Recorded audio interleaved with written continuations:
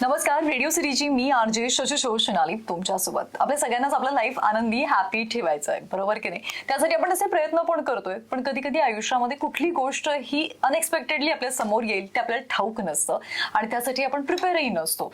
घाबरायला होतं आणि असं वाटतं की हे काय भयंकर संकट आपल्यावरती आलेलं आहे.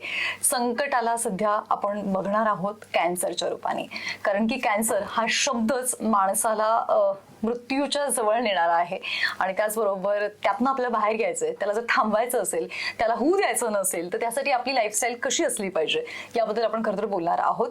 आणि आज आपल्यासोबत आहेत आपले expert doctor Aniket Mohite sir, जे ब्लड कॅन्सर आणि बोन मॅरो ट्रान्सप्लांट फिजिशियन आहेत. 4 वर्ष त्यांनी कोल्हापूरमध्ये प्रॅक्टिस केली आणि मागील 3 वर्षापासून ते पुण्यामध्ये प्रॅक्टिस करत आहेत. सर, तुमचं माझ्या शो मध्ये अगदी मनापासून स्वागत आहे. थँक्यू. अर्ली डायग्नोस्टिक जे आहे ते आपल्याला नवीन आयुष्य देऊ शकतं, याबद्दल तुमचं काय म्हणणं आहे सर? नक्कीच. कुठल्याही कॅन्सर पेशंटना जेव्हाही ते प्राथमिक स्टेजेसमध्ये जेव्हा त्यांचा कॅन्सरचं डायग्नोसिस होतं, तर त्यावेळी त्यांना त्याच्यातून कमीत कमी औषधोपचारावरती त्याच्यातून पूर्णपणे क्युअर देण्याचा हा चान्स असतो. अर्ली हे असल्यामुळे त्यांचं ऑर्गन फंक्शन चांगले प्रिझर्व्ड असतात, की त्यांचं किडनी लिव्हर चांगलं काम करतं, हृदय चांगलं काम करतंय, अजूनपर्यंत बाकी अवयवांवरती परिणाम नाही झालेला आणि त्यामुळे त्यांना ट्रीटमेंट टॉलरेबिलिटी म्हणजे ट्रीटमेंट सहन होण्याचं प्रमाण खूप छान असतं. त्यामुळे पेशंटचंही याच्यातून जितक्या लवकर कॅन्सरचं निदान होईल तितक्या लवकर ते त्याच्यातून बाहेरही पडू शकतात, की आपण त्यांना क्युअर झाले कॅन्सरमधून हे टार्गेट ठेवू शकतो. जेव्हाही एक पेशंट कॅन्सर सोबत येतो, आम्ही त्यांना हेच ब्रीदवाक्य देतो की कॅन्सरनी ही लढा चालू केली, आम्ही तुम्हाला ह्या लढ्यातून जिंकण्याच्या मार्गाकडे नेण्याचा प्रयत्न करतोय, की आपण ज्याला क्युअर असं मेडिकल टर्म्स मध्ये म्हणतो. आणि ह्या सगळ्यातून नुसता पेशंटच जात नसतो, तर सगळेच पूर्ण फॅमिली आणि त्यांच्या आजूबाजूचे, मग ते लहान वयाच्या त्यांचे नातवंड असतील किंवा काही वेळा इव्हन ब्लड कॅन्सर हा वयाच्या 2-3 वर्षाच्या मुलांमध्ये पण होतो, की ऍज अ पेरेंट आपण त्यांना त्या एक्सपिरियन्स मधून जात असताना कोणालाच नको असतं की आपल्या पुढच्या पिढीला काही इजा व्हावी. आपण खर्चटलं तरी आपल्याला किती दुःख होतं. तर त्यांना किमोथेरपी अशा भयंकर परिस्थितीतून जात असताना आपण स्वतः पाहणं ऍज अ पेरेंट हे खूपच दुर्दैवी आहे, पण त्यातून तेवढ्याच चांगलं ती लहान मुलं सहन करू शकतात, ते त्यातून बाहेर निघू शकतात. त्यामुळे जेवढे ब्लड कॅन्सर होतात ते वयाच्या 10-20 वर्षाच्या आत होतात, ते त्यांना वाढत्या वयात तेवढंच चांगल्यारीत्या ते त्यातून क्युअर होऊन बाहेरही निघू शकतात. त्यामुळे चाइल्डहुड कॅन्सर्स जे पण ब्लड कॅन्सरचं प्रमाण आहे ते जरी असलं तर त्यांच्यात तेवढंच 80 ते 90% लोक पूर्णपणे आयुष्यभर क्युअर होण्याचे पण चान्सेस जास्त असतात. पण यासाठी अर्ली डिटेक्शन हे फार इम्पॉर्टंट आहे आणि त्याबद्दलच तुम्हाला आज नॉलेज मिळणार आहे. सर, कॅन्सरचे खूप प्रकार आहेत. जर आपण ल्युकेमिया आणि लिम्फोमा या 2 गोष्टींबद्दल विचार केला तर काय सांगाल? हे सगळेच ब्लड कॅन्सरचे प्रकार आहेत. जसं आपलं सर्दी खोकला झाला की आपल्या गळ्यामध्ये टॉन्सिल सुचतं, गळ्यामध्ये इथं गाठी वगैरे होतात, तर ह्या सगळ्या आपल्या प्रतिकार शक्तीच्या गुठळ्या आहेत किंवा गाठी आहेत, की हे जे इन्फेक्शन आहे ते आपल्याला ब्लड मध्ये जाण्यापासून किंवा पूर्ण रक्त संसर्ग त्या इन्फेक्शनचा होण्यापासून वाचवण्याची एक प्रतिकार शक्तीचा भाग आहे. तर हे आपल्या प्रत्येकाच्या शरीरामध्ये आहेत, की डोक्याच्या केसापासून पायाच्या बोटापर्यंत बऱ्याच ठिकाणी ह्या गुठळ्या वेगवेगळ्या ठिकाणी आहेत, की तिथून इन्फेक्शन रक्तापर्यंत न पोहोचावं याचं ते काम करतात. तर ह्याच गुठळ्यांमध्ये किंवा ह्या प्रतिकारशक्तीच्या पेशींमध्ये जसं आपल्याच पेशी स्वतःच्या शरीराला नष्ट करतात वाताच्या आजारांमध्ये, तेव्हा ह्यांच्यामध्ये काही असे जेनेटिक बदल होतात. हे दररोज आपल्या वयामध्ये पूर्ण आयुष्यभर बनतात, पूर्ण आयुष्यभर वाढतात आणि ते हजारो आणि लाखोच्या संख्येमध्ये दररोज त्यांचं बनणं आणि फुटणं हा प्रकार होत आहे. त्यातलं एक जरी पेशीला नासाडी लागली तर ते सगळं जसं पिकाला नसवतं तसंच ह्या पेशींमध्ये आपल्या बोन मॅरोच्या सगळ्या नॉर्मली बनणाऱ्या पेशींना ते नष्ट करायला चालू करू शकतात किंवा त्यांना कीड लावायला चालू करू शकतात, की हे जेनेटिक बदल की जे आतापर्यंत आपल्या शरीरात ब्रेक लावण्याचं काम करत होते, की इतक्याच प्रमाणात पेशी बनतील, ते जेव्हा अनियमित प्रमाणे बनतील त्यावेळी ह्याच्यामध्ये जेव्हा ते गुठळ्यांमध्ये फक्त लिमिटेड असतील तेव्हा त्यांना लिम्फोमा म्हटलं जातं, की ते मग गळ्यातल्या गाठी असतील, काखेतल्या गाठी असतील, जांघेतल्या असतील, पोटाच्या जवळपास असतील, किंवा जेव्हा हे ब्लड मध्ये येतात गाठी सोबत जेव्हा रक्तामध्येही या कॅन्सर पेशी दिसायला चालू होतात, की त्याच्यासोबत पेशी कमी होणं, हिमोग्लोबिन कमी होणं, प्लेटलेट कमी होणं, जेव्हा आपण त्याला बोन मॅरो मध्ये स्प्रेड म्हणतो. तर बाकी कॅन्सर्स मध्ये जेव्हा आपण बोन्स मध्ये स्प्रेड झाला म्हणजे स्टेज 4 झालं असं पकडतो.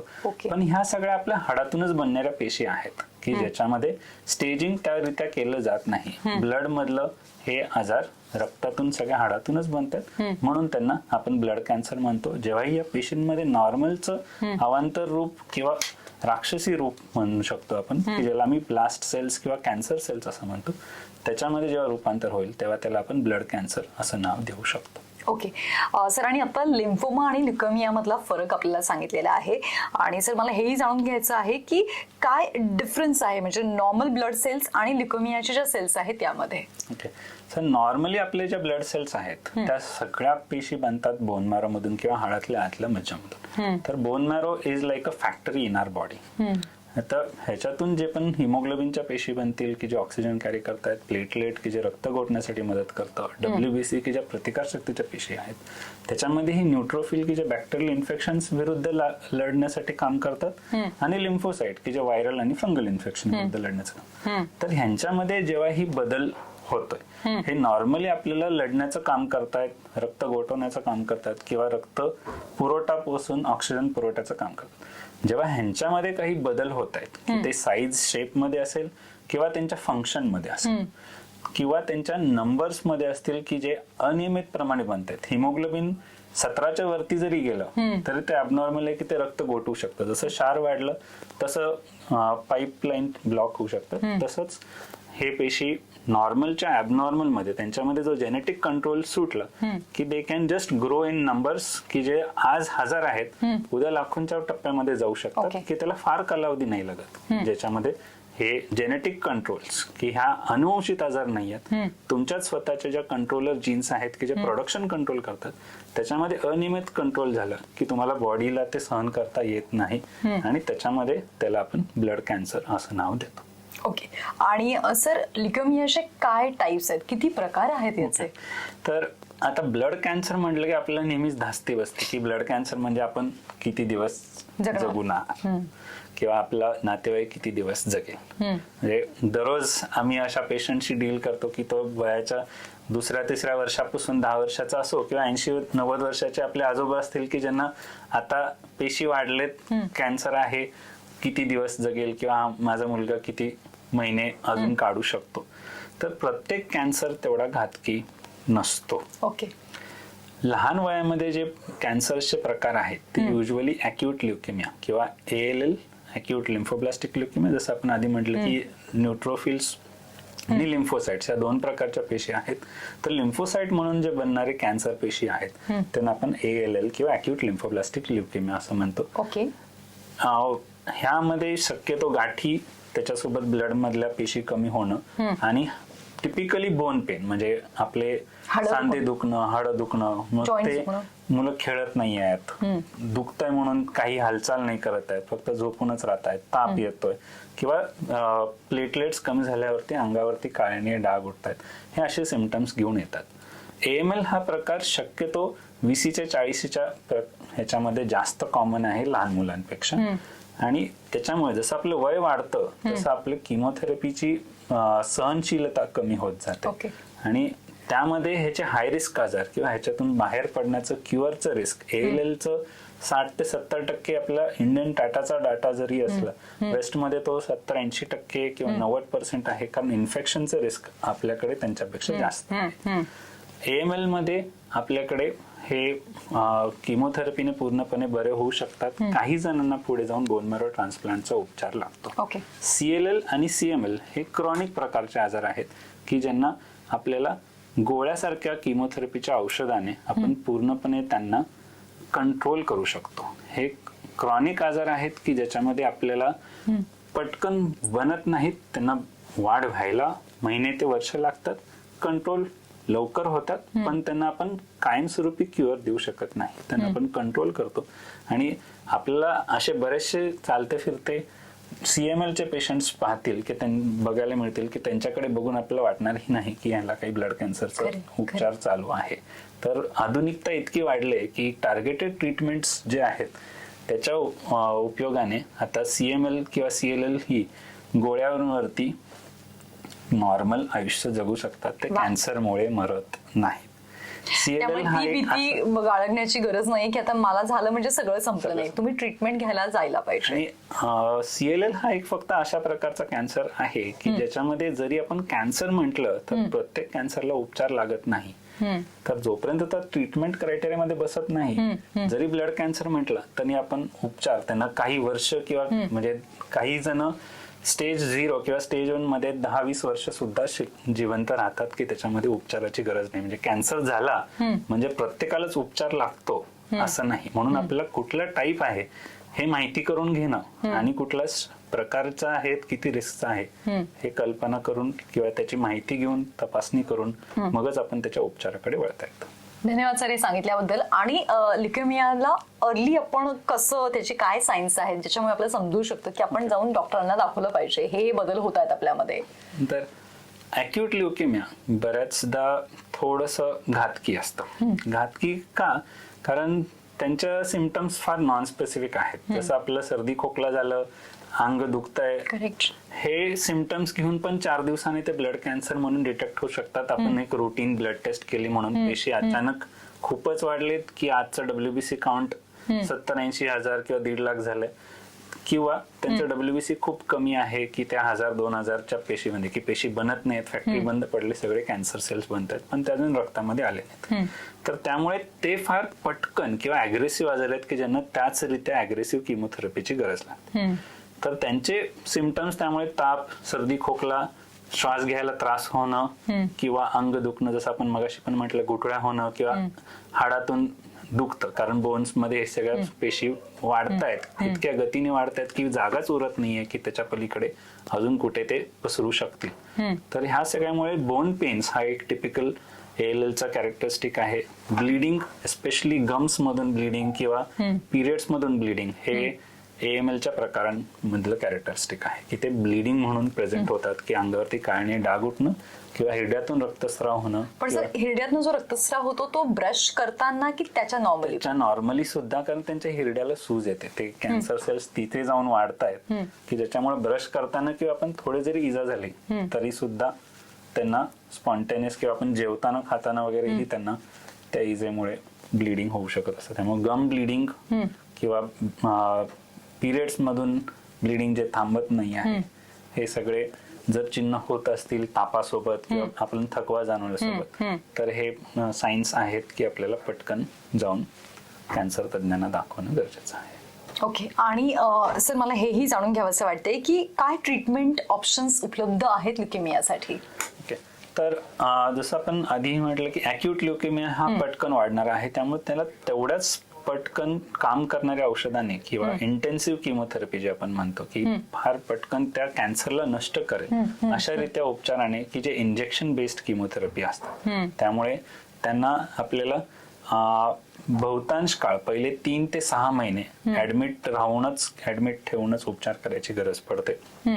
कारण आपल्याला जो कॅन्सरची वाढ झाली आहे त्याला पूर्ण छाटून काढायचं आहे किंवा पूर्ण कापून काढायचं आहे आणि नॉर्मल पेशींना परत वाढू द्यायचं. तर ती जोपर्यंत वाढ होत नाही तर पहिल्यांदा आपण फक्त नॉर्मल पेशींना, फक्त कॅन्सर पेशींना टार्गेटेड जरी केलं तरी त्याच्यामध्ये नॉर्मल पेशींवरतीही परिणाम होऊन तेही दबल्या जातात आणि त्यांची वाढ होण्यासाठी 1-2 ते 3 आठवड्याचा कालावधी लागतो की आपला पहिला महिना त्याच्यामध्ये इन्फेक्शनची रिस्क जास्त प्रमाणात असेल आणि मग जसं किमोथेरपी पुढे जाईल तसं आपल्याला कॅन्सरचं प्रमाण कमी कमी होत जाईल आणि नॉर्मल पेशी त्यांच्या बोन मॅरोमधून पुन्हा बनायला चालू होतील. तर आपण एक नवीन बीज बोवतोय किंवा नवीन रोपटं उगवतोय, अशाच प्रकारचं आपल्या बोन मॅरोमधून काम होतं. ओके. आणि आता सध्याच्या ह्याच्यामध्ये टार्गेटेड थेरपीज किंवा इम्युनोथेरपीजचं जे आता जग आहे की ज्याच्यामध्ये सायन्स एवढं प्रोग्रेस झालंय की आपण कोविड, जसं आपण कोविडमध्ये कोविड अँटीबॉडीचा उपयोग केला तसंच कॅन्सरच्याही अँटीजेनला टार्गेट करून त्यांची आपण तपासणी करून त्यांनाच स्पेसिफिक की जे आपण कॅन्सर पेशींना जास्त मारू, नॉर्मल पेशींवरती जास्त परिणाम होणार नाही किंवा त्याच्यामध्ये जे जीन मध्ये बदल झालेत, जसं आपण CMLचं उदाहरण घेतलं की त्याच्यामध्ये इमॅटिनिब किंवा डासाटिनिब हे टार्गेट जी जीन मध्ये प्रॉब्लेम झालाय तेवढ्याच जीनला आपण टार्गेट केलं तर नॉर्मल पेशंटवरती होणारे परिणाम आपण टाळू शकतो, की ज्याने पेशंटचं टॉलरन्स वाढतं आणि त्याचे क्युअर रेट वाढतं, कारण मूळ कारण ती जीन खराब. Correct correct. सर, कॅन्सर म्हटलं की केमोथेरपी आणि रेडिएशन ही 2 ऑप्शन्स उपलब्ध आहेत. तर यापैकी लिम्फोमा आणि ल्युकेमियाला हे ठरवलं जातं का की यांना केमोची गरज आहे, यांना आपण म्हणूयात रेडिएशनची गरज आहे? तर जेव्हाही एक स्पेसिफिक आजार किंवा स्पायनल कॉर्ड म्हणजे आपला जो मज्जा आहे त्याच्या अवतीभोवती असेल आणि ब्रेन मध्ये जर स्प्रेड झाला असेल तर तिथे रेडिएशन ती गाठ लवकर कमी करण्यासाठी किंवा विरघळण्यासाठी काम करतं. त्याच्यासोबतच जर ऑर्गन थ्रेटनिंग की ते श्वासनलिकेच्या जवळ आहेत किंवा रक्तवाहिन्यांच्या खूप जवळ आहेत आणि ते त्याच्यावरती दाब आणतात, तर असे जेव्हा ही की आपल्याला परत जर लवकर उपचार नाही झाला तर श्वास रोखू शकतो, तर अशा वेळी तिथे पटकन आजार कंट्रोल करण्याचं हे काम रेडिएशन फार चांगलं करतं. सिस्टमिक जो आजार आहे की जो पूर्ण शरीरामध्ये पसरलाय, आपण सगळ्या ठिकाणी रेडिएशन देत बसू शकत नाही, तर त्यामुळे ते काम किमोथेरपी फार छानरित्या करतं. आणि लिम्फोमाज मध्ये किमोथेरपी सध्या खूप छान टॉलरेट होते with the targeted options available, आणि त्याच्यामध्ये कमीत कमी साईड इफेक्ट सोबत त्यांना आपण चांगला क्युअर रेट देऊ शकतो. ल्युकेमियामध्ये अजूनही आपण किमोथेरपी हा एक मेन बॅकबोन आहे की त्याच्यासोबत टार्गेटेड फक्त काम करत नाही, ते त्याच्यासोबत जोडून वापरणं असल्यामुळे त्याच्यामध्ये पेशंटला थोड्या प्रमाणात असे ना ते ऍडमिशन आणि इन्फेक्शनची रिस्क जास्त राहते. Thank you sir. सर, अजून एक प्रश्न प्रत्येक ऑडियन्सच्या मनामध्ये असेल की ल्युकेमियाची रिस्क टाळण्यासाठी, ती कमी करण्यासाठी आपल्याला काय केलं पाहिजे? आता हे आपण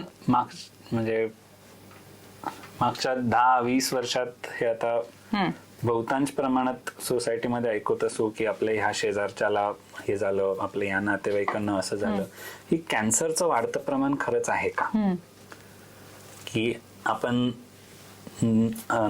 आधुनिकता सगळे टेक्नॉलॉजीज इम्प्रुव्हमेंट झाले त्याच्यामुळे नक्की हे आपल्याला निदान लवकर होत आहे की खरंच कॅन्सर वाढत चाललंय? तर जर इन्सिडन्स पाहिला कॅन्सरचा की आपल्या ह्या सगळ्या लाईफस्टाईल जे चेंजेस झालेले आहेत, पॉल्युशनचं जे प्रमाण आहे की, आणि जे आपण खातोय किंवा जे आपण आपले आजी आजोबांचा काळ पाहिला तर ते स्वतःच त्यांच्या बागेत उगवायचे किंवा त्यांच्या शेतात उगवायचे आणि तेच खायचे. आता आपण प्रत्येक गोष्टीमध्ये पॉप्युलेशन एवढी आउटबर्स्ट झाले की त्या रेटमध्येच गोष्टी बनणं, आणि फक्त कॅन्सर मध्येच नाही, आपण फळभाज्यांमध्ये पण जेनेटिक्स घुसवलं गेलंय की त्याच्यामध्ये त्यांचं प्रोडक्शन बदलेल, की जे आपण लहानपणी चिक्कू किंवा पेरू खायचं ते आता तेवढे गोड लागत नाहीत, आणि ज्या सीझन मध्ये खायचं असं नाही आता वर्षभर मिळतात.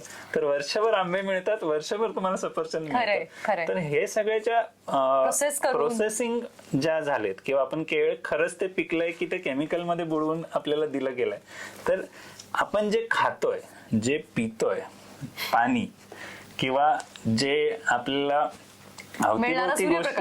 अवतीभोवती गोष्टी जे आपण श्वास घेतोय त्याच्यामध्ये इतकं पोल्युशन झालेलं आहे की आपण दैनंदिन जीवनात इतक्या साऱ्या कॅन्सर प्रवृत्त करणाऱ्या गोष्टींना एक्सपोज होतोय की त्याच्यामध्ये आपण न टाळता कॅन्सरला स्वतःकडे ओढत जातो. तर ह्याच्यापासून वाचण्यासाठी फक्त काही गोष्टी जे आपण करू शकतो की आपल्या इंडियन लाईफस्टाईल मध्ये आपण आपलं भाजी पोळी भाकरी हेच आपल्या आतड्याला पचण्यासारखं किंवा जमण्यासारखं भाग आहे. आपण जेवढं वेस्टकडे जाण्याचा प्रयत्न करू ती लाईफस्टाईल आपल्याला आपल्या जेनेटिक बॅकग्राऊंडला झेपण्यासारखी नाहीये. त्यामुळे जेवढे आपण फास्ट फूड्स किंवा प्रोसेस्ड फूड्स, प्रिझर्व्ड फूड्स त्यांच्याकडे ते का घेतात, कारण थंडीमध्ये त्यांना कुठेच फिरता येत नाही. आपल्याकडे तेवढी थंडी कधीच पडत नाही की आपण बर्फाने रोड जाम होऊन इकडे कुठे जाता येणार नाही. त्यामुळे प्रिझर्व्ड फूड्स खाण्याचं जेवढं आपण प्रमाण वाढवतोय तेवढेच आपण अशा केमिकल्सशी, जसं आपल्याला माहितीये की हशिनोमोटोने चायनीज खाऊन कॅन्सर होऊ शकतो, but we still eat Chinese. खरं माहितीये, कळतं पण वळत नाही. दिस इज व्हेरी रॉंग, कारण की हे वळायला पाहिजे आपल्याला, नाहीतर आपण अननेसेसरी गोष्टींना जे आपल्या आयुष्यामध्ये इन्व्हाइट करू. बरोबर सर? बरोबर. आणि म्हणजे नाही चुके सर आलं क्लोजरकडेच होतो. सो सरांनी जसं सांगितलेलं आहे लाईफस्टाईल आणि आपण जे आहार घेतो आपला जो डाएट आहे त्याबद्दल आपण थोडंसं कॉन्शियस राहिलंच पाहिजे. आणि सर अजून एक महत्वाची गोष्ट मला तुम्हाला विचारावीशी वाटतेय की कॅन्सरनं वय बघत नाही, लहान मोठं सिनियर सिटीजन असं काही बघत नाही ते. त्याच्यामुळे आपल्याकडे ना एक जनरली घरामध्ये सवय असते की काय होते बघूयात ना, काही नाही फार विशेष काही नाही, फार काही विशेष नाहीये. आणि फार काही विशेष नाही हीच गोष्ट जी आहे तुम्हाला एका सिरियस नोटकडे घेऊन जाते.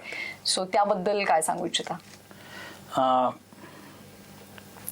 आपल्याकडे बहुतांशदा हेल्थ हा एक नेहमी सबऑर्डिनेट गोष्ट ठेवली जाते की आपल्याला कोणतीही गोष्ट जोपर्यंत नाका तोंडापर्यंत येत नाही तोपर्यंत आपण दवाखान्यातही जायला किंवा कुठलीही तपासणी करायलाही टाळतो. की बाबा ताप आला ठीक आहे आपण क्रोसिन घेऊ, आपण स्वतःच डॉक्टर बनतो किंवा मेडिकल वाल्याला जाऊन अरे माझं डोकं दुखतंय मला काहीतरी गोळी दे.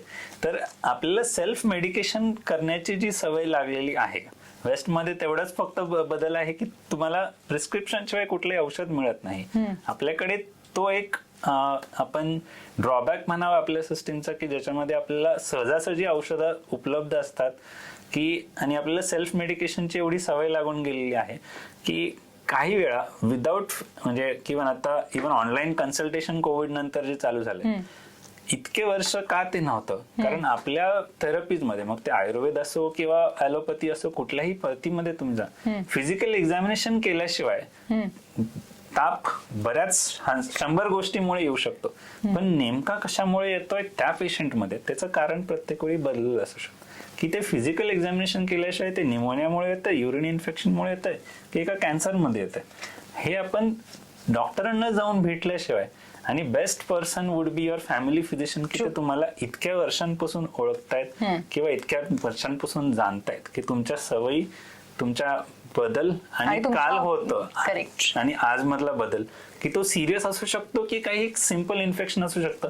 तो बेस्ट एक फॅमिली फिजिशियन जाणून घेऊ शकतो. त्यामुळे एक फॅमिली फिजिशियन नेहमी आपल्या सोबत असणं हे नेमकं नक्कीच गरजेचं आहे. थँक्यू सो मच सर, ही इन्फॉर्मेशन तुम्ही शेअर केलीत. आपल्यासोबत होते doctor Aniket Mohite, blood cancer आणि बोन मॅरो ट्रान्सप्लांट फिजिशियन. आणि त्यांनी अतिशय महत्वाची माहिती दिलेली आहे.